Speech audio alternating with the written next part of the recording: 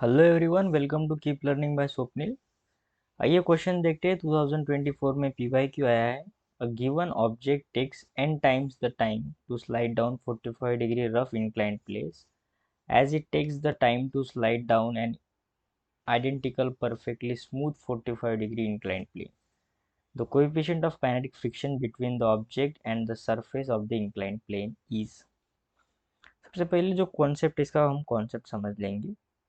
ठीक है, एक मान ले दो हमारे पास इंक्लाइन प्लेन है, एक जो रफ इंक्लाइन प्लेन है और एक जो है स्मूथ इंक्लाइन प्लेन है। ठीक है, कुछ ऐसे दो इंक्लाइन प्लेन है हमारे पास। यहाँ पर एक बॉक्स है, सेम बॉक्स यहाँ पर भी है। ठीक है, ये भी 45 डिग्री पे है और ये भी 45 डिग्री पे है। अब इस बॉक्स का कुछ वजन होगा, सो उसके वजन के कारण एक इस डायरेक्शन में फोर्स आ जाएगा mg साइन 45 डिग्री, नीचे की तरफ आ जाएगा mg cos 45 डिग्री, ऊपर की तरफ नॉर्मल। ठीक है, और पीछे की तरफ एक फ्रिक्शन फोर्स, क्योंकि ये रफ इंक्लाइन प्लेन है और ये जो है ये एक स्मूथ इंक्लाइन प्लेन है। ठीक है, सो नीचे की तरफ सेम mg साइन 45 डिग्री। अब पीछे की तरफ फ्रिक्शन नहीं होगा क्योंकि स्मूथ है, नीचे की तरफ आ जाएगा mg cos 45 डिग्री, ऊपर की तरफ आ जाएगा नॉर्मल फोर्स। ठीक है, और ये दोनों क्या कर रहे हैं, आपसे सेम डिस्टेंस x ट्रैवल कर रहे हैं। ये x डिस्टेंस ट्रैवल करेगा, ये भी यहाँ से लेके यहाँ तक x डिस्टेंस ही ट्रैवल करेगा। इसे स्मूथ कंप्लीट, ये जो x डिस्टेंस ट्रैवल करने के लिए t1 टाइम लग रहा है और इसे t2 टाइम लग रहा है, पर कंडीशन के अकॉर्डिंग t2 टाइम जो है वो n टाइम्स t1 है, इसे याद रखना है। अगर मैं इसे इसका एक इक्वेशन बनाऊँ तो ये आ जाएगा mg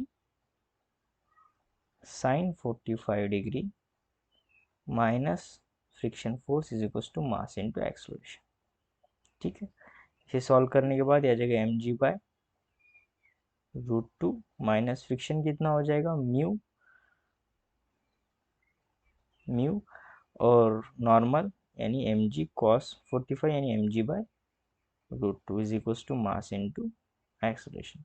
सो m से कट जाएगा, यहाँ से जो एक्सलेशन आ रहा है इसका यह आ जाएगा g by √2 minus mu g by √2। ठीक है, इसको फर्दर g बाय √2 को कॉमन ले लेते हैं तो आ जाएगा 1 माइनस म्यू, इसे हम 2 नाम देंगे। अब स्मूथ सरफेस की बात कर लेते हैं। स्मूथ सरफेस पे क्या हो रहा है कि एक नीचे की तरफ ही फोर्स लग रहा है, नेट फोर्स। ठीक है, जो कि है mg साइन 45 यानी mg 1 बाय √2। सो इसका जो नेट एक्सेलरेशन होगा वो हो जाएगा फिर g बाय √2। इस इक्वेशन नाम देते हैं 3। अगर मैं दो इक्वेशन को भी देखूँ तो ये दोनों मुझे कांस्टेंट वैल्यू लग रही है। अगर एक्सेलरेशन कांस्टेंट होता है तो हम काइनेमेटिक्स का इक्वेशन लगा सकते हैं। तो फर्स्ट के लिए केस के लिए अगर हम काइनेमेटिक्स का इक्वेशन लगाए तो हम यही इक्वेशन दोनों केस के लगाएंगे, S is equal to u t plus half a t square. So initial velocity दोनों की जीरो है तो S is equal to half a t square. So for first case, ठीक है, या फिर ऐसे ले सकते हैं कि फॉर रफ सरफेस, तो जो हम डिस्टेंस ट्रेवल कर रहा है x हाफ, उसके लिए एक्सलेशन कितना है g by √2 1 minus mu into t2 square. ठीक है, x is equal to g by 2 √2 1 minus mu, t2 का स्क्वायर कितना है यानी n का स्क्वायर t1 का स्क्वायर।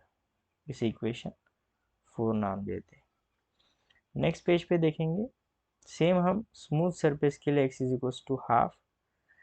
अब यहाँ पे जो वैल्यू है उसका वो कितना है g बाय √2 एक्सलेशन का t1 स्क्वायर, इसे नाम देते हैं 5। अब दोनों ही x डिस्टेंस चल रहे हैं, so from equation 4 and equation 5, we can say that half g by root 2 t1 square is equals to half g by root 2 1 minus mu n square t1 square. So t1 square गया, g से g गया, root से root 2 गया, 2 से ये 2 गया, सो 1 is equals to बचा 1 minus mu into n square. So 1 by n square is equals to 1 minus mu. So mu is equals to आ जाएगा 1 माइनस 1 अपॉन एन स्क्वायर, जो कि हमारा राइट आंसर हुआ. देखते हैं ऑप्शन, अगर देखा जाए 1 minus 1 upon n square, so option a is the right answer. I hope आपको वीडियो सोल्यूशन अच्छा लगा होगा. वीडियो सोल्यूशन अच्छा लगा है तो चैनल को सब्सक्राइब कर दीजिए, वीडियो को लाइक कर दीजिए. मिलते हैं नेक्स्ट वीडियो सोल्यूशन में. कीप लर्निंग विद स्वप्निल के साथ.